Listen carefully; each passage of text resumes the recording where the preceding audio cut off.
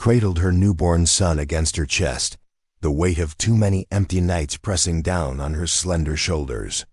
Her husband, Samuel, had ridden south 3 weeks ago in search of trade and hadn't returned. The baby stirred, hungry again.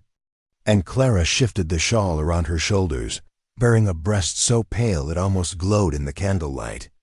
Outside, the wind howled like a mourning widow. She tried not to think about Samuel lying somewhere cold and still beneath that same cruel snow. Instead, she focused on the soft pull of the baby's mouth, the only warmth left to her in this unforgiving land.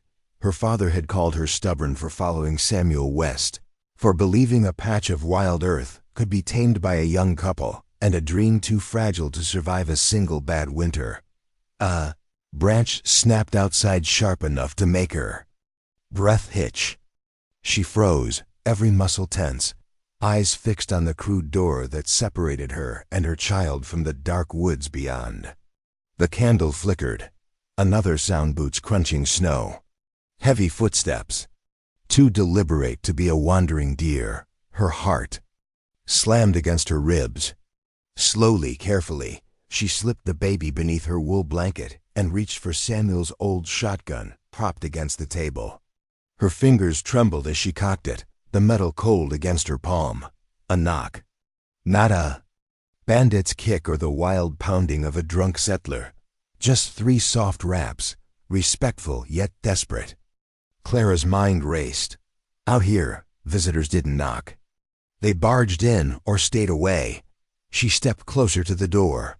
Who's there? Her voice cracked, weaker than she meant. Silence, then a rough exhale. Woman. The word came broken, shaped by an accent thick as the snowdrifts outside. Help, please. Clara's grip tightened on the gun. She thought of stories settlers slaughtered in their sleep, children stolen from cradles. She forced herself to speak again. Show yourself, slowly. The door creaked open before she could stop it. A rush of icy air snuffed the candle's flame.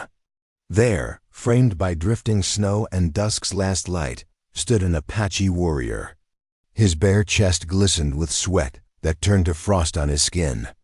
Long black hair hung in damp braids over his shoulders, beads and bone trinkets woven through like secrets she could never understand. Across his chest, a shallow gash bled sluggishly, the wound fresh but not mortal. But it wasn't him that caught. Clara's breath in her throat. It was the bundle pressed against his broad chest. A tiny brown-skinned baby, eyes crusted shut, mouth searching blindly against the warrior's collarbone. He took one shaky step inside, his boots dripping meltwater onto the rough wooden floor. His voice, when it came, was a rasp torn from a throat unused to begging. Milk, he said, touching the baby's tiny back. No mother, no milk, please. Clara felt the weight of the shotgun in her arms useless now. She looked from the baby to the man's face. Sharp cheekbones, eyes dark as storm clouds, but softened by something deeper than fear. Grief. Raw, human grief. She swallowed hard, stepping back, motioning him inside with a tilt of her head. Close the door, she whispered. The warrior obeyed, moving like a wounded bear, slow, deliberate, as if afraid she might vanish if he startled her. The door shut with a sigh, shutting out the storm and sealing in something heavier than cold. Clara laid the gun on the table. Her baby stirred under the blanket, his small mouth rooting for warmth again. She looked at the warrior, no words. Just an understanding that passed like a flicker of warmth between two people who should have been enemies. She sank onto the edge of her narrow bed, unwrapping her own child first, letting him feed. The Apache watched, his eyes flicking from her face to his own child, then back again, as if trying to decide if he could trust this fragile thing in a cabin built by settlers, who'd driven his people from their land, when her son drifted off. Milk-drunk and dreaming, Clara tucked him carefully beside her. She stretched out her arms. "Give him to me," she said softly. The warrior hesitated, just for a heartbeat, then crossed the few steps between them and placed his baby in her waiting arms. His hands brushed hers rough, calloused, trembling. The infant latched quickly, hungry beyond words.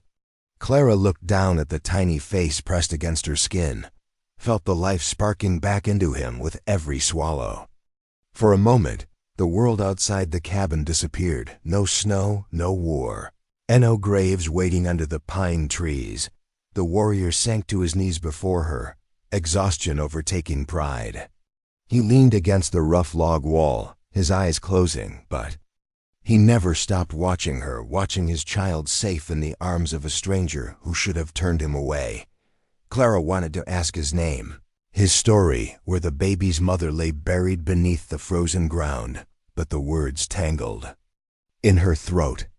Some truths were too heavy for a night like this. Instead, she let silence fill the cabin, broken only by the baby's soft suckling and the low sigh of wind against the logs. And somewhere deep inside, Clara felt something shift, a small stubborn ember of warmth sparking in the ashes of her grief. She was alone no longer.